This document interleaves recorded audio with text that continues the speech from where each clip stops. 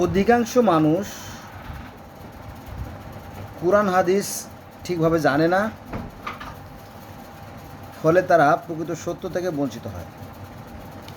আমি আপনাদেরকে কোরআন শরীফে কী আছে সেটা দেখাবো, আপনারা আমার সাথে থাকবেন। দেখেন, এটা হচ্ছে 10 নম্বর সূরা ইউনুসের 14 নম্বর আয়াতে কী বলা হয়েছে দেখেন।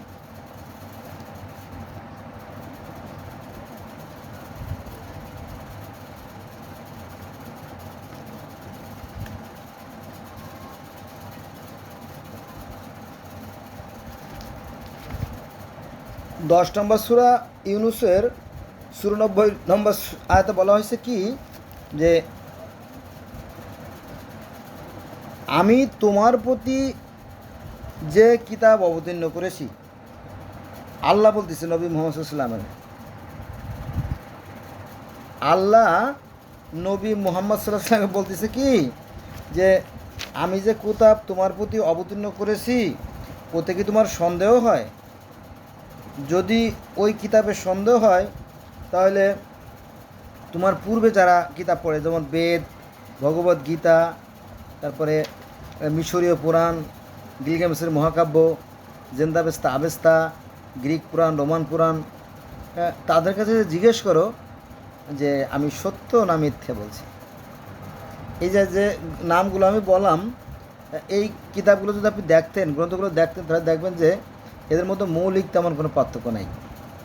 কারণ আমি বিভিন্ন ধর্মের ছাত্র, আমি জানি, এবং এই গ্রন্থগুলো আমার কাছে সংরক্ষণ করা আছে।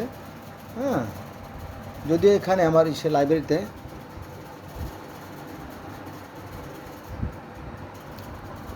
বোঝা গেছে বিষয়টা, এটা কি। তাহলে এখানে কি বলা হয়েছে? বলা হয়েছে যে আমি তোমার প্রতি যে কিতাব অবতীর্ণ করেছি উহাতে যদি তুমি সন্দিহান হয়ে থাকো, তবে তোমার পূর্বর কিতাব যাহারা পাঠ করে তাহাদেরকে জিজ্ঞাসা করো, তোমার প্রতিপালকের নিকট হইতে তোমার নিকট সত্য অবশ্যই আসিয়াছে, তুমি কখনোই সদিগ্নদের অন্তর্ভুক্ত হয় না। অর্থাৎ সন্দেহ যারা করে, যারা সন্দেহ করে তাদের অন্তর্ভুক্ত হয় না। কার কথা? কোরআনের কথা। আমি আবার দেখাচ্ছি, এটা হচ্ছে আপনার ইসলামিক ফাউন্ডেশনের একটা বই, কিতাব। এই যে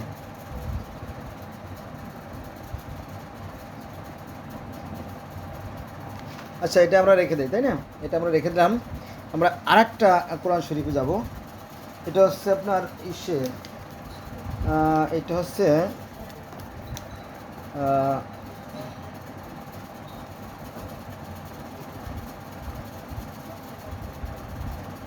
হচ্ছে লন্ডন।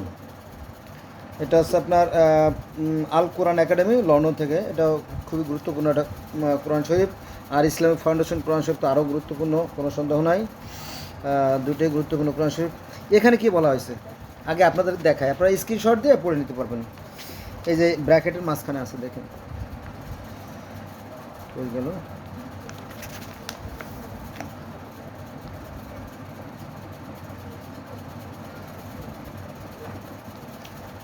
এবার আসেন আমরা আলোচনা করি, তাই না? এখানে বলা হয়েছে যে 10 নম্বর সূরা ইউনুসের 16 নম্বর আয়াত। এখানে বলা হয়েছে, হে নবী।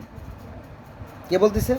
আল্লাহ বলতেছে। কাকে বলতেছে? নবী মুহাম্মদ সাল্লাল্লাহু আলাইহি ওয়াসাল্লাম বলতেছে, হে নবী তুমি তাদের বলো, হে নবী তুমি তাদের বলো, তুমি তোমার উম্মতদেরকে বলো, আমি তোমার উপর যে কিতাব নাজিল করেছি, অর্থাৎ যে কোরআন নাজিল করেছি, আমি তোমার প্রতি যে কোরআন নাজিল করেছি তাতে যদি তোমার মনে কোনো সন্দেহ থাকে, তাহলে সেই সব লোকের কাছে জিজ্ঞাসা করো যারা তোমার আগে তাদের উপর নাজিল করা হয়েছে।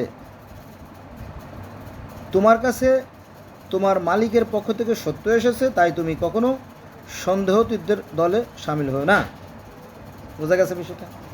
তো বলতেছে যে তুমি যদি এই কোরআনে যদি কোনো সন্দেহ থেকে থাকে, তাহলে তুমি এটা যাচাই করো অন্যান্য যে কিতাব আমি এর আগে পাঠাইছি সেগুলোর সাথে, অথবা তাদের কাছে যাও।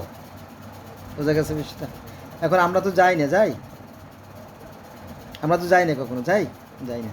কেন যাই না? ওই যে ধার্মিকতার অহংকারের কারণে, হিংসার কারণে, বা বিদ্বেষের কারণে, বা ঘৃণার কারণে, যে কারণে যাই না। ফলে প্রকৃত সত্যকে জেনে ওঠে না, প্রকৃত সত্য হয়ে জানা ওঠে না। ওই যে মনের ভিতরে সেই কালিমা, সেই ময়লা থেকেই যায়। অথচ আমার ভিডিও আছে দেখেন, এই চ্যানেলের একটু পিছন দিকে যাইতে হবে, যে বেদে যা আছে কোরআনে তাই আছে। তারপরে তাওরাত, জব্বুর, ইনজিল, ত্রিপিটক দেখবেন সব প্রায় একই কথা, একটু সামান্য অথবা 2-4 পয়েন্ট, এক শতকরা 2-4 পয়েন্ট একটু এদিক ওদিক হতে পারে, তাছাড়া সব তো এক। এই বিষয়গুলো যদি মানুষ জেনে যায় তাহলে সর্বনাশ হয়ে যাবে, ধর্ম ব্যবসার চলবে না। বোঝা গেছে বিষয়টা? এটা তো আমরা আর একটা কোরআন যাব, দুইটারে, একটা হচ্ছে ইসলামিক ফাউন্ডেশনের, আরটা হচ্ছে আপনার লন্ডনের যে এই শের ছাপা, আরটা হচ্ছে আপনার অন্য। এখানে সূরা ইউনূস অর্থাৎ 10 নম্বর সূরার 16 নম্বর আয়াতে কী বলা হয়েছে সেটা আমরা দেখবো। আগে আপনার দেখাই নয়, তাই না? আপনারা স্ক্রিনশট দিয়ে দেখে নেবেন।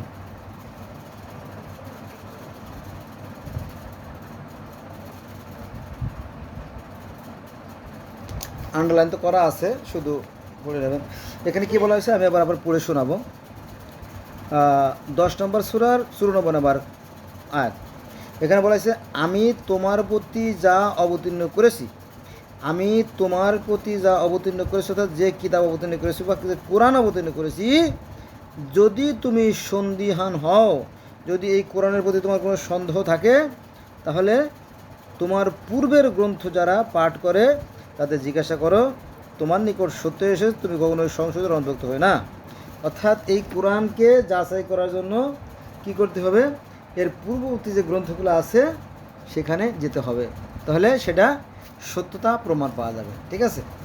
এখন অধিকাংশ মানুষ তো নিজের ধর্ম সম্বন্ধে জানে না, তার অন্য ধর্ম কী বলবে, তাই না? এটার কি, তো আমি যেটা বলবো সেটা হচ্ছে যে কোরআনে যা আছে বেদে তা আছে, বরং তার সাথে বেশি আছে তথ্য। বলেন কি? হ্যাঁ শোনেন, আমি বলতেছি, আমার কাগজ ঝড়ে উড়ায় নিয়ে যাচ্ছে, বাইরে ঝড় শুরু হয়েছে তো একটু নিরাপদ রাখলাম। এবার আলোচনা শুরু করি, চলেন। এই যে আমাদের ইসলাম ধর্ম, যারা মুসলমানের সন্তান, আমাদের 5টা ভিত্তির উপরে ইসলাম প্রতিষ্ঠিত: কলেমা, নামাজ, রোজা, হজ, জাকাত। 5টা ভিত্তির উপর প্রতিষ্ঠিত। এই 5টা ভিত্তি সনাতন ধর্মে আছে। হ্যাঁ আছে। যেমন আমরা কলেমা বলি না, কলেমা আমরা কি বলি? কলেমা বলি যে লা ইলাহা ইল্লাল্লাহ। তার অর্থ হচ্ছে লা মানে নাই, ইলাহা মানে সৃষ্টিকর্তা, ইল্লাল্লাহ আল্লাহ ছাড়া, তাই না? ওই একই কথা সনাতন ধর্মে আছে যে ব্রহ্মা একং দ্বিতীয় নাস্তি।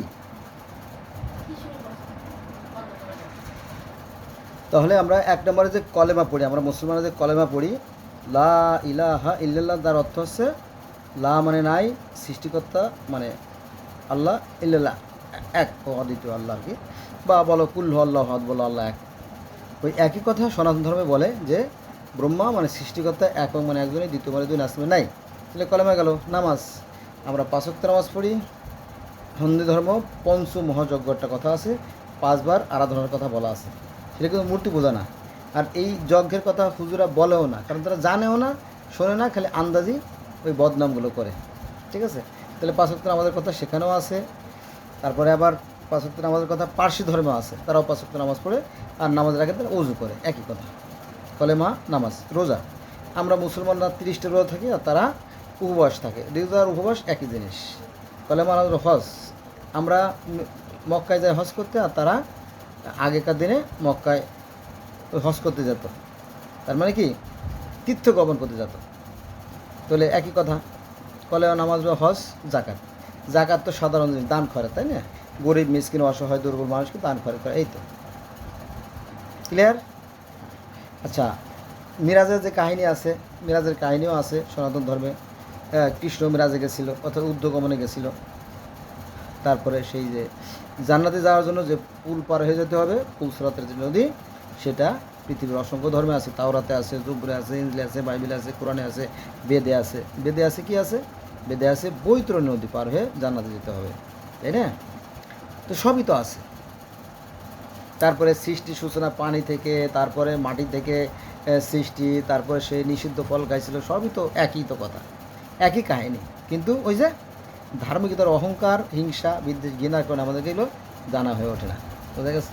এটা বন্ধুরা, আজকে এই পর্যন্তই। সব ভালো থাকবেন। আল্লাহ হাফিজ।